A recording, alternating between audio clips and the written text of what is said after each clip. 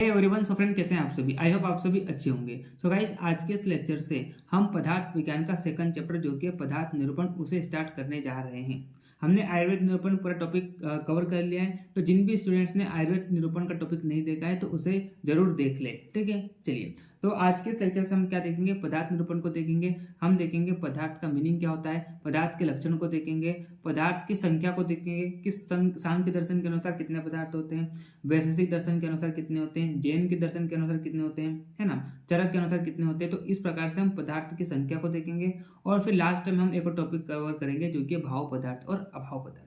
ठीक है, तो इस तरह से आज के इस लेक्चर में हम ये सारे टॉपिक को कवर करेंगे और आज के सिंगल लेक्चर में हमारा जो पदार्थ निरूपण का चैप्टर है वो पूरा खत्म हो जाएगा। ठीक है, तो चलिए टाइम ज़्यादा वेस्ट न करते हुए आज के इस लेक्चर को हम क्या करते हैं, स्टार्ट करते हैं। तो जैसे कि आपको यहाँ पर स्क्रीन पर दिखाई दे रहा है एक वर्ड जो कि है पदार्थ। तो आखिरकार इस पदार्थ का मतलब होता क्या है, इस पदार्थ का मतलब होता क्या है। कई स्टूडेंट क्या करते हैं, इस पदार्थ की डेफिनेशन को रट लेते हैं कि पद के अर्थ को पदार्थ कहते हैं या यथार्थ ज्ञान के विषय को हम क्या कहते हैं, पदार्थ कहते हैं। लेकिन आप क्या करना, 4 से 5 मिनट इस वीडियो के आगे के 4 से 5 मिनट ध्यान से सुना तो आपको पदार्थ वर्ड जो है इसका मीनिंग जो है वो क्रिस्टल क्लियर हो जाएगा। ठीक है, तो देखिए अगर हम पदार्थ की बात करते हैं तो ये जो पदार्थ शब्द जो होता है वो क्या होता है, दो शब्द से मिलकर बना हुआ है। एक तो क्या हो जाएगा पद और दूसरा क्या हो जाएगा, अर्थ हो जाएगा। दूसरा क्या हो जाएगा, अर्थ हो जाएगा। अगर मैं पद की बात करूं तो पद क्या होता है, पद जो होता है क्या होता है, कोई शब्द हो सकता है, कोई शब्द हो सकता है, या पद जो होता है कोई अक्षर हो सकता है। या तो मैं बोलूं कि शब्द जो होता है या पद जो होता है क्या हो सकता है, ग्रुप ऑफ लेटर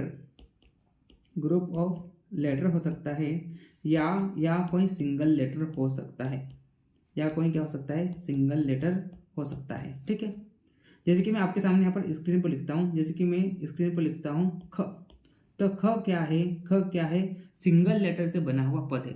जैसे कि आपके सामने मैं स्क्रीन पर लिखता हूँ क, तो क क्या है, क क्या है, सिंगल लेटर से बना हुआ पद है। जैसे कि मैं आपके सामने यहाँ पर स्क्रीन पर लिखता हूँ घट, तो घट क्या है, घट क्या है, ये ग्रुप ऑफ लेटर से बना हुआ क्या है, पद है। तो यहाँ पर ख जो हो गया ये भी क्या है, ये भी क्या है, पद है। क की बात करते हैं तो ये भी क्या है, पद है। और घट की बात करते हैं तो ये भी क्या है, पद है। ठीक है, अभी आप क्या करो, ध्यान से सुनते जाओ, आपको क्लियर हो जाएगा पूरा। बस अभी 4 से 5 मिनट में जो बोल रहा ना उसको ध्यान से सुनते जाओ। ठीक है, तो मैंने क्या बोला, ख हो गया ये भी पद है, क हो गया ये भी पद है, और घट ये भी क्या है, पद है। ठीक है, चलिए अब यहाँ पर दूसरा वर्ड आपको दिखाई दे रहा है जो कि क्या है, अर्थ। तो इस अर्थ का मतलब क्या होता है, इस अर्थ का मतलब होता है, इस अर्थ का मतलब क्या होता है कि इस शब्द से मतलब पद से, है ना, इस शब्द या पद से ज्ञात होने वाली विषय, पद से ज्ञात होने वाली वस्तु या विषय को हम क्या कहते हैं, हम क्या कहते हैं, अर्थ कहते हैं। नहीं समझे तो आपको बताता हूँ। जैसे कि मैंने जब मैंने ये ख पद को आपके सामने स्क्रीन पर लिखा, तो जिसको ख का मतलब पता होगा ना तो उसके दिमाग में झट से आ गया होगा कि किसके बारे में बात कर रहा है, आकाश के बारे में बात कर रहा है। तो ख का मतलब क्या होता है, आकाश होता है। ख के बारे में क्या होता है, आकाश होता है। ठीक है, जैसे ही मैंने यहाँ पर घट शब्द आपके सामने स्क्रीन पर लिखा, तो जिसको घट का मतलब पता होता है, हालांकि सबको पता है, तो उसके दिमाग में झट से आ गया होगा ये पोट या घड़े के बारे में बात कर रहा है। किसके बारे में बात कर रहा है, ये घड़े के बारे में बात कर रहा है। या किसके बारे में बात कर रहा है, ये पोट के बारे में बात कर रहा है। किसके बारे में बात कर रहा है, पोट के बारे में बात कर रहा है। ठीक है, तो आपके दिमाग में क्या होगा, झट से आ गया होगा। तो इस पद से क्या हो जाएगा, इस पद से ज्ञात होने वाली वस्तु या इस पद से ज्ञात होने वाला विषय जो होता है, इसे हम क्या कहते हैं, अर्थ कहते हैं। इसे हम क्या कहते हैं, अर्थ कहते हैं।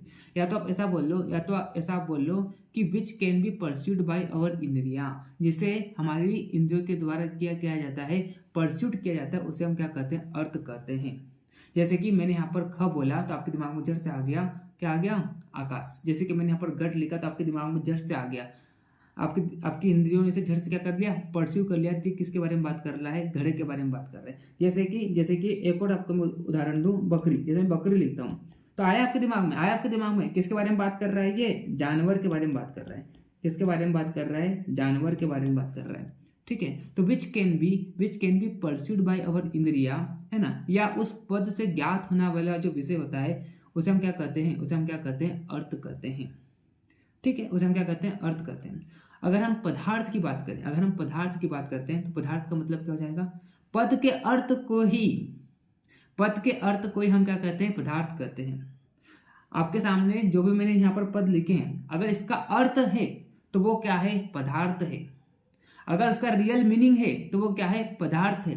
अगर उसका कोई मीनिंग नहीं है तो वो पदार्थ नहीं है। पद हो सकता है, पद तो हो सकता है, लेकिन पदार्थ नहीं हो सकता है अगर उसका कोई अर्थ नहीं होगा। जैसे कि मैंने यहाँ पर, आपने ध्यान दिया होगा, मैंने यहाँ पर एक और पद लिखा था जो कि क्या है, क।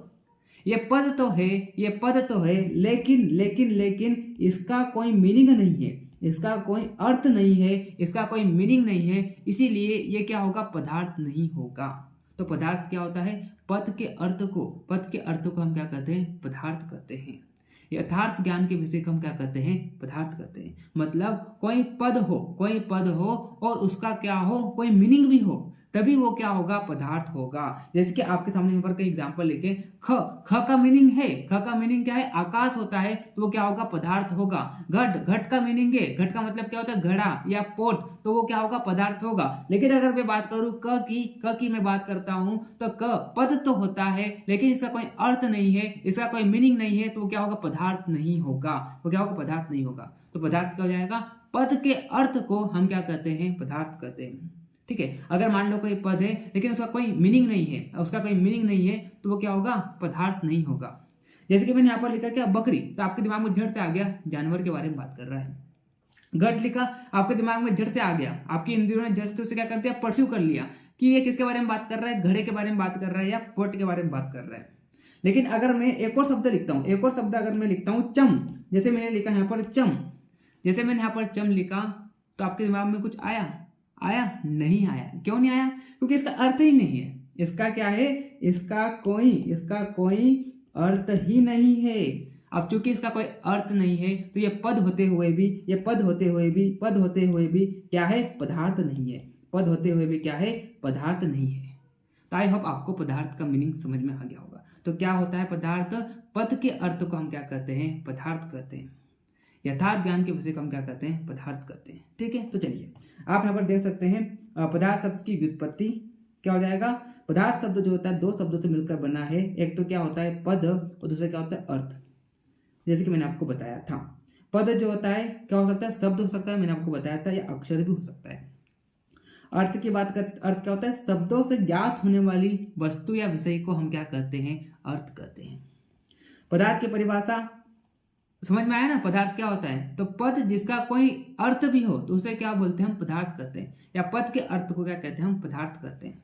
ठीक है, अगर मान लो कोई पद है और उसका कोई अर्थ नहीं है तो पदार्थ नहीं है। तो आई होप आपको समझ में आ गया होगा। चलिए, तो आप यहाँ पर देखिए, आचार्य चक्रपाणी के अनुसार क्या दिया गया, यहाँ पर एक श्लोक दिया गया है, पदस्य आर्तः पदार्थ, मतलब पद के अर्थ को हम क्या कहते हैं, पदार्थ कहते हैं। क्या हो जाएगा, पद के अर्थ को क्या कहते हैं, पदार्थ कहते हैं, है ना। मीनिंग ऑफ वर्ड और अ टर्म इज कॉल्ड पदार्थ।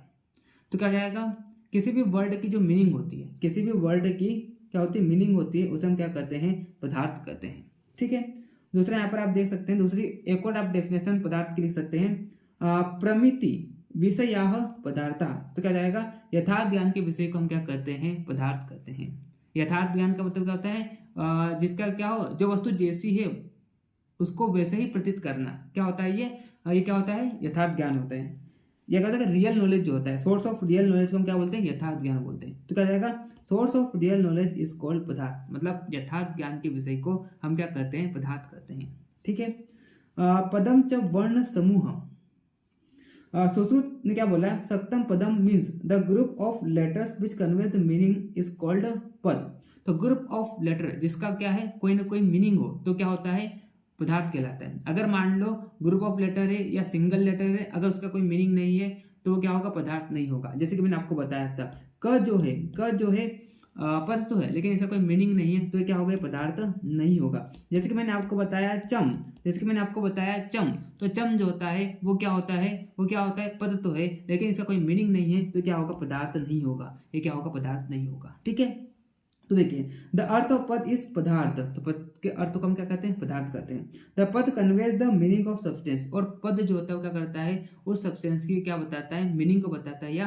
अर्थ को बताता है, तो वो क्या होता है, पदार्थ होता है। The substance denoted by that पद इज नोन एज पदार्थ, hence the one which is denoted by some पद इज कॉल्ड पदार्थ। ठीक है, जैसे कि बात करते हैं घट, मैंने आपको एग्जांपल दिया था, तो घट जो है दो वर्ण से बना हुआ है, घ और ट, है ना, दो लेटर से बना हुआ है। व्हेन दे जॉइन, तो यहाँ से क्या बनता है, पद बनता है, जो कि क्या होता है, घट। इसका मतलब क्या होता है, जिसका मतलब होता है पोट, या क्या होता है, क्या होता है, घड़ा होता है। तो चूंकि यहाँ पर घट जो है एक क्या है, पद है, जो कि दो लेटर से बना हुआ है, और इसका क्या होता है, इसका क्या अर्थ भी है, जो कि क्या होता है, घड़ा होता है, या क्या होता है, पोट होता है। तो ये क्या हो जाएगा, पदार्थ हो जाएगा, ये क्या हो जाएगा, पदार्थ हो जाएगा। ठीक है, आई होप आपको पदार्थ का मीनिंग यहाँ पर समझ में आ गया होगा। अब यहाँ पर पदार्थ के लक्षण के बारे में बतलाया गया है। ठीक है, अब ये बहुत इंपॉर्टेंट है, पदार्थ के लक्षण आपको पता होना चाहिए। तो यहाँ पर एक श्लोक दिया गया है, सर्णामपि पदार्था नाम अस्तित्व, अभिधेयत्व और ज्ञेयत्व। तो पदार्थ के कितने लक्षण होते हैं, पदार्थ के तीन लक्षण होते हैं। पदार्थ के कितने लक्षण होते हैं, पदार्थ के तीन लक्षण होते हैं। पहला लक्षण क्या होता है, इसका क्या होता है, अस्तित्व होता है, इसका क्या होता है, अस्तित्व होता है। दूसरे की अगर हम बात करते हैं तो क्या होता है, अभिधेयत्व।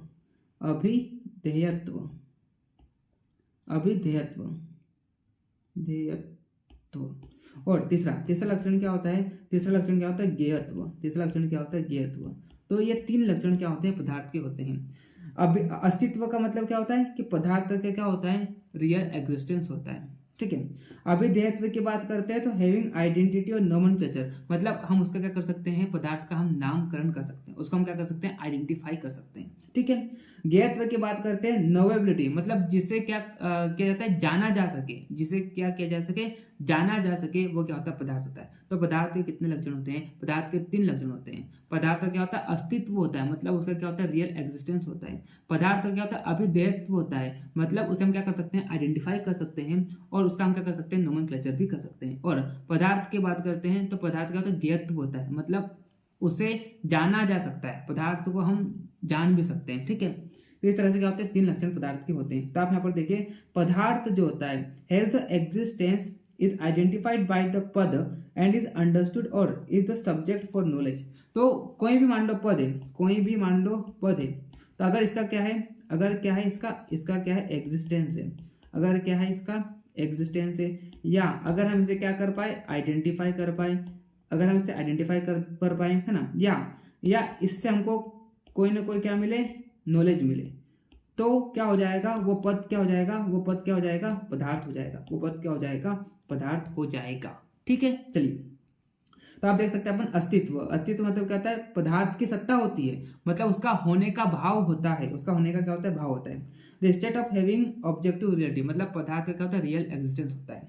दूसरा आप यहाँ पर देख सकते हैं ज्ञेयत्व, तो पदार्थ का ज्ञान प्राप्त किया जा सकता है, अर्थात उसे क्या किया जा सकता है, जाना जा सकता है, मतलब पदार्थ को हम क्या कर सकते हैं, जान सकते हैं। ठीक है, नोवेबिलिटी होती है उसकी। ठीक है, तो स्टेट ऑफ नोवेबिलिटी। अभिधेयत्व की बात करते हैं, अभिधेयत्व का मतलब क्या होता है, पदार्थ को नाम या संज्ञा दी जाती है, मतलब पदार्थ को हम आइडेंटिफाई कर सकते हैं, पदार्थ का हम क्या कर सकते हैं, नामकरण भी कर सकते हैं। ठीक है, तो कोई भी पद जिसका क्या है, रियल एग्जिस्टेंस है, जैसे क्या नोवेबिलिटी है, या जिसका हम क्या कर सकते हैं, आइडेंटिफाई कर सकते हैं, जिसे हम नामकरण कर सकते हैं, मतलब नोमेनक्लेचर कर सकते हैं, तो वो पद क्या हो जाएगा, पदार्थ हो जाएगा, पदार्थ हो जाएगा। ठीक है, चलिए, तो आई होप आपको लक्षण भी समझ में आ गया होगा। अब यहाँ पर पदार्थ की संख्या के बारे में बताया गया है, मोस्ट इम्पोर्टेंट IMP। ठीक है, आपको पता होना चाहिए कि सांख्य दर्शन के अनुसार कितने पदार्थ है, चरक के अनुसार कितने पदार्थ है। ठीक है, वैशेषिक दर्शन के अनुसार कितने पदार्थ है। तो यहाँ पर आप ये टेबल को याद ही कर लेना। ठीक है, इसका और कोई उपाय नहीं है। तो सुश्रुत संहिता की बात करते हैं, तो सुश्रुत संहिता के अनुसार पदार्थ की जो संख्या होती है वो कैसे होती है, असंख्य होती है। ठीक है, चरक संहिता की बात करें तो पदार्थ की संख्या 2 है। एक तो सत का मतलब क्या होता है, जिसमें होने का भाव हो, मतलब जिसका क्या हो, रियल एग्जिस्टेंस हो। दूसरा क्या होता है, असत, मतलब जिसमें होने का भाव न हो, मतलब जिसका कोई रियल एग्जिस्टेंस न हो। ठीक है, और चरक संहिता में पदार्थ की संख्या कितनी बताइए, 6 बताइए। कौन सा, सामान्य, विशेष, गुण, द्रव्य, कर्म और संवाद। अब ये जो क्रम है ना, आपको इसी क्रम से पदार्थ को याद रखना है। तो अगर हम बात करें चरक के अनुसार कितने पदार्थ होते हैं, 60 पदार्थ होते हैं। कितने? 60 पदार्थ। क्या है? सामान्य, विशेष, गुण, द्रव्य, कर्म और समवाय। और इसी क्रम के अनुसार आपको याद रखना है। क्यों? क्योंकि ये जो सामान्य होता है और ये जो विशेष होता है, क्या होता है, ये जो सामान्य है और ये जो क्या होता है, विशेष होता है, ये क्या होता है, चिकित्सा में महत्वपूर्ण होते हैं, इसीलिए इसको क्रम में सबसे आगे रखा हुआ है ना, इसलिए इनको क्या रखा हुआ है, सबसे आगे रखा हुआ है। तो आपको इसी क्रम में याद रख लेना है। अगर आपसे कोई पूछे कि चरक के अनुसार 60 पदार्थों का क्या क्रम होता है, तो आपको क्या बोलना है, सामान्य, विशेष, गुण, द्रव्य, कर्म और समवाय, ये क्या होता है, क्रम होता है। किसके अनुसार? किसके अनुसार? चरक के अनुसार। अगर हम वैशेषिक दर्शन की बात करें तो वैशेषिक दर्शन के अनुसार कितने पदार्थ होते हैं, 6 पदार्थ होते हैं। और यहाँ पर देखो, यहाँ पर क्रम चेंज हो जाएगा, द्रव्य, गुण, कर्म, सामान्य, विशेष और समवाय। तो आपको चरक के अनुसार उसी क्रम से याद करना है और आपको वैशेषिक के अनुसार जो क्रम दिया गया है, इस क्रम के अनुसार याद करना है। ठीक है। उसके बाद अगर हम बात करते हैं न्याय दर्शन की, न्याय दर्शन के अनुसार कितने पदार्थ होते हैं, 7 पदार्थ होते हैं। 6 तो क्या हो जाएंगे, भाव पदार्थ, और एक क्या हो जाएगा यहाँ पर, अभाव पदार्थ हो जाएगा। एक क्या हो जाएगा यहाँ पर, अभाव पदार्थ हो जाएगा। ठीक है। वही अगर हम बात करें सांख्य दर्शन के अनुसार तो 25 तत्व होते हैं। 25 तत्व, 25 तत्व की बात करते हो जाएगा, एक तो क्या हो जाएगा यहाँ पर, पुरुष हो जाएगा। उसके बाद क्या हो जाएगी, उसके बाद क्या हो जाएगा, अष्ट प्रकृति। अष्ट प्रकृति में क्या होता है, मूल प्रकृति आती है, मतलब अव्यक्त आता है, महत आता है, अहंकार आता है ना, और क्या आती है, 5 तन मात्राएं, तो अष्ट प्रकृति। उसके बाद क्या हो जाएगा, षोडश विकार, मतलब 11 इंद्रिया और 5 महाभूत। तो इस तरह से 25 तत्व किसमें होते हैं, सांख्य दर्शन में होते हैं, मतलब 25 पदार्थ होते हैं।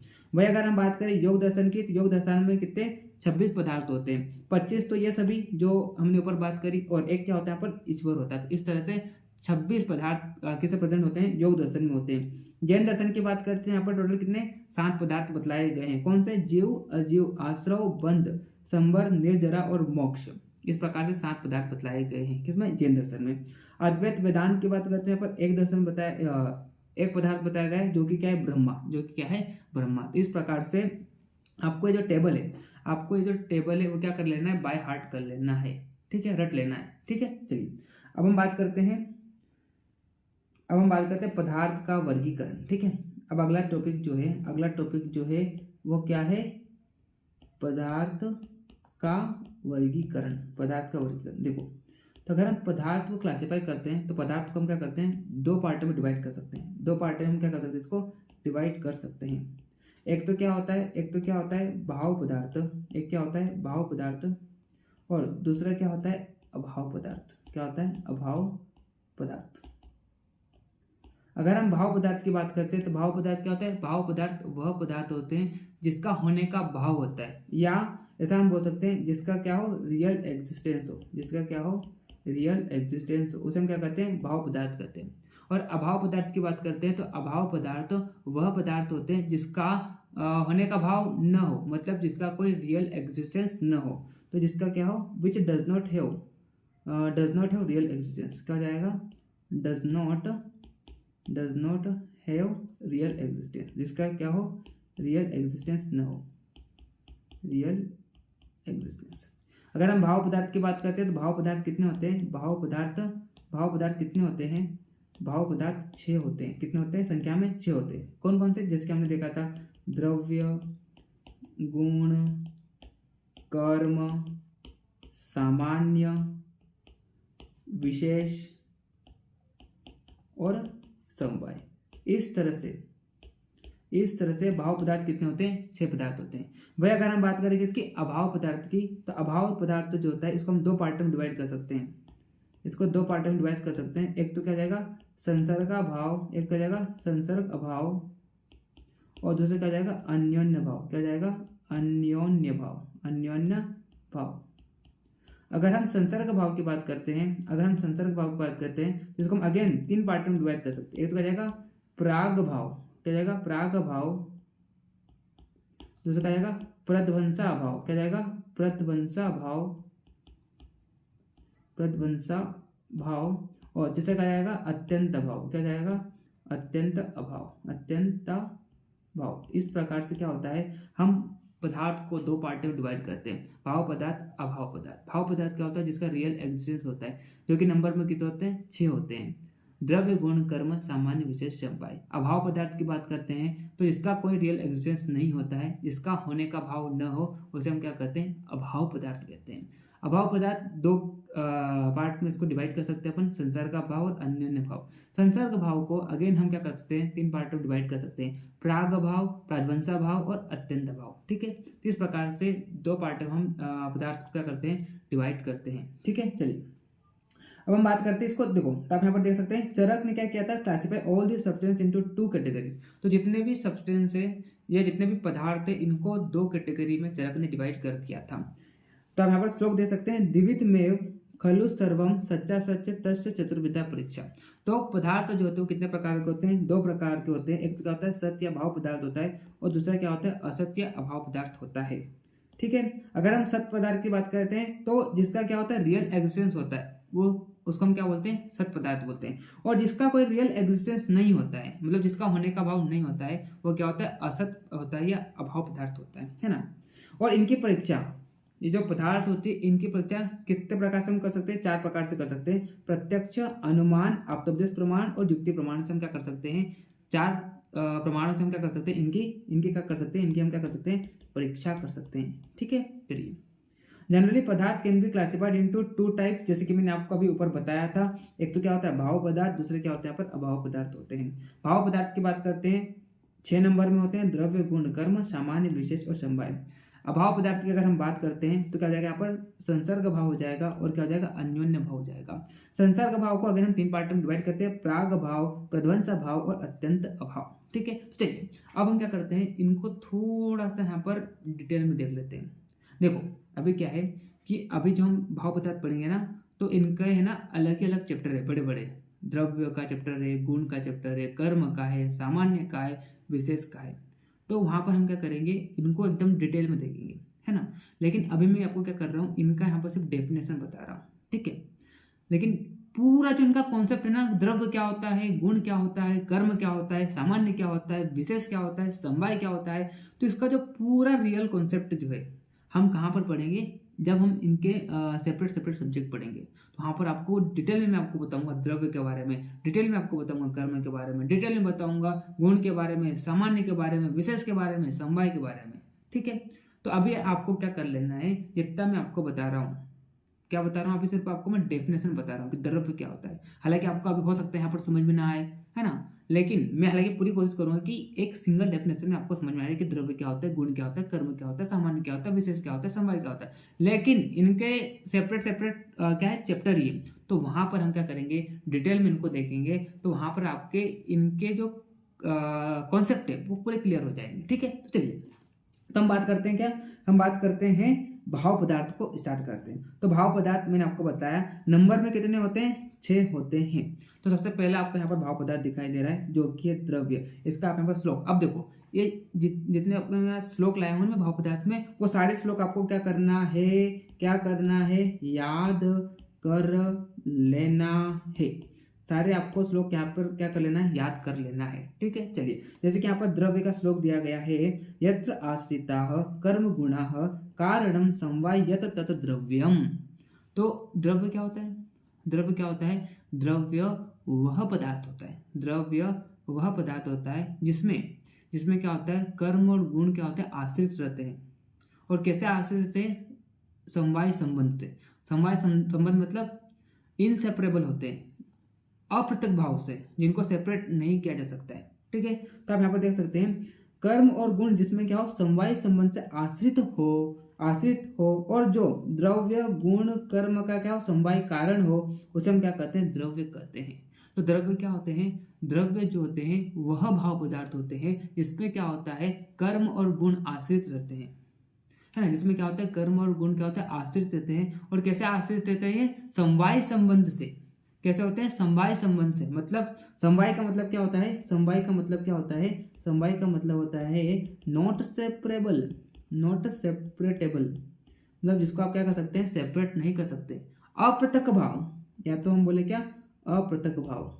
ठीक है, तो द्रव्य क्या हो जाएगा, द्रव्य वह पदार्थ होता है जिसमें क्या होता है, गुण और कर्म जो होते क्या होते हैं, अपृथक भाव से आश्रित रहते हैं, समवाय संबंध से आश्रित रहते हैं, उसे हम क्या कहते हैं, द्रव्य कहते हैं, है ना।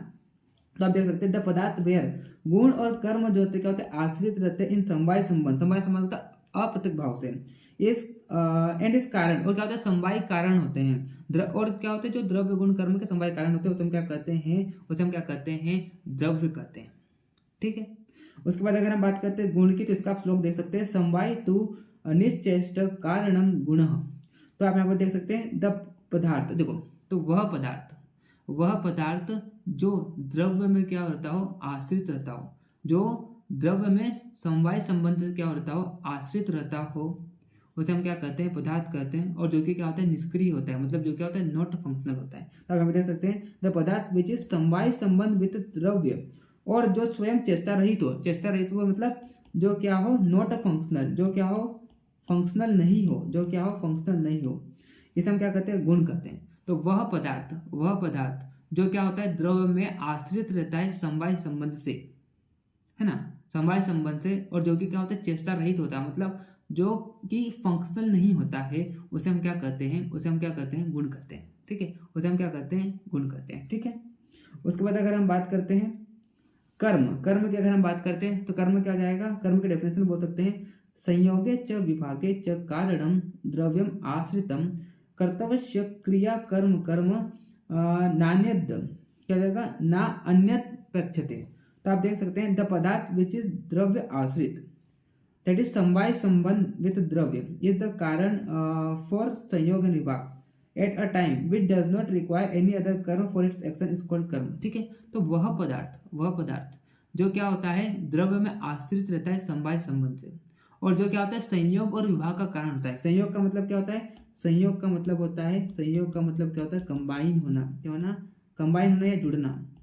और विभाग का मतलब क्या होता है डिस्ट्रक्शन, मतलब तोड़ना, एक प्रकार से बोल सकते हैं आप। ठीक है, या सेपरेट होना, तोड़ना बोल सकते हैं एक प्रकार से। ठीक है, तो जो क्या होते हैं ऐसे पदार्थ जो क्या होते हैं द्रव्य में आश्रित रहते हैं, और जो कैसे आश्रित रहते हैं समवाय संबंध से, मतलब अप्रत्यक्ष भाव से, और जो क्या होते हैं संयोग और विभाग का कारण होता है उसे हम क्या कहते हैं कर्म कहते हैं। और कर्म जो होता है इसको किसी अपने एक्शंस के लिए किसी अदर कर्म की रिक्वायरमेंट नहीं होती, मतलब ये अपना काम क्या करता है खुद करता है। ठीक है, तो इसे हम क्या कहते हैं कर्म कहते हैं। उसके बाद अगर हम बात करते हैं इसके सामान्य की, देखो अभी आप क्या करो यहाँ पर डेफिनेशन, हालांकि कुछ लोगों को यहाँ पर समझ में नहीं आ रहा होगा, लेकिन जब इसके अलग अलग हम चैप्टर पढ़ेंगे तो वहाँ पर आपको समझ में आ जाएगा। यहाँ पर पता आपको क्या करना है, पदार्थ में आपको सिर्फ इसकी डेफिनेशन याद होना चाहिए। ठीक है ना, अगर मैं यहाँ पर एक एक चीज को अच्छे से समझाने लगूंगा तो फिर इतना टाइम नहीं अपने पास, है ना। तो पदार्थ निरूपण में आपको सिर्फ इसकी डेफिनेशन करना है। ठीक है, जब इसके चैप्टर ही है भाई पूरे अच्छे से तो हम वहीं पर पूरा इसको देखेंगे ना। हाँ चलो, तब बात करते हैं इसकी सामान्य की। तो सर्वभावानां सामान्यम वृद्धि कारणम, तो जो क्या होता है वृद्धि करने का भाव हो, या वह पदार्थ जो क्या करता है सभी पदार्थों क्या करता हो वृद्धि करता हो, क्या हो जाएगा वह पदार्थ जो क्या करता हो, वह पदार्थ जो सभी भाव पदार्थ की वृद्धि का कारण होता है उसे हम क्या कहते हैं सामान्य कहते हैं। तो आप देख सकते हैं सामान्य ऑलवेज कॉजेस वृद्धि ऑफ ऑल द भाव पदार्थ, तो जो क्या करता है सभी भाव पदार्थों की क्या करता है वृद्धि करता है, तो उसे हम क्या कहते हैं सामान्य कहते हैं। जैसे कि बात करते हैं मास ऑफ द शरीर is increased by the consumption of mass, जिसकी बात करते हैं मांस खाने से क्या होती है मांस की वृद्धि होती है, इसका क्या होता है उदाहरण होता है। तो सामान्य क्या होता है, सामान्य वह पदार्थ होता है जो सभी भाव पदार्थों की क्या करता है वृद्धि करता है, या जो क्या वृद्धि का कारण हो, है ना, वृद्धि करने का कारण हो, उसे हम क्या कहते हैं सामान्य कहते हैं। उदाहरण की बात करें तो मांस खाने से क्या होता है, मांस खाने से क्या होता है मांस की वृद्धि होती है ना। वही अगर हम बात करें विशेष की तो हास्र हेतु विशेष, तो क्या होता है विशेष इज द कॉज फॉर सही, जो क्या होता है डिप्लेशन का कारण हो, जो क्या हो सही का कारण हो, उसे हम क्या कहते हैं विशेष कहते हैं, है ना। जैसे कि बात करते हैं कि अगर कोई मोटा व्यक्ति है ना, उसको अगर क्या करोगे आप जौ खिलाओगे तो क्या हो जाएगा पतला होता जाएगा, है ना, मतलब उसका जो मांस है उसका क्या होगा उसमें क्षय होगा अगर आप उसे जौ खिलाते हो तो, है ना। तो आप यहाँ पर देख सकते हैं मोटा या स्थूल व्यक्ति को जौ का सेवन करना चाहिए, है ना। उसके बाद अगर देखो अब देखो क्या होता है कि ये जो सामान्य और विशेष है, डायरेक्ट क्वेश्चन आ सकता है चिकित्सा में सामान्य और विशेष जो होते हैं महत्वपूर्ण है ना। तो चिकित्सा दृष्टि से देखें तो कौन सा भाव पदार्थ सबसे महत्वपूर्ण है, तो सामान्य और विशेष, सामान्य और विशेष की अगर हम बात करते हैं तो ये दोनों जो होते हैं ये दोनों क्या होते हैं चिकित्सा की दृष्टि से, ये दोनों क्या होते हैं, ये दोनों जो होते हैं चिकित्सा की दृष्टि से क्या होते हैं अति महत्वपूर्ण होते हैं, क्या होते हैं बहुत ही महत्वपूर्ण होते हैं। तो डायरेक्ट क्वेश्चन आ सकता है कि चिकित्सा की दृष्टि से कौन सा भाव पदार्थ महत्वपूर्ण होते हैं, तो क्या हो जाएगा, सामान्य और विशेष हो जाएगा। सामान्य जो होता है क्या होता है, वृद्धिकर होता है, मतलब वृद्धि करने का सब भाव पदार्थ क्या करता है, वृद्धि करता है। और विशेष की बात करते हैं तो क्षय करता है ना।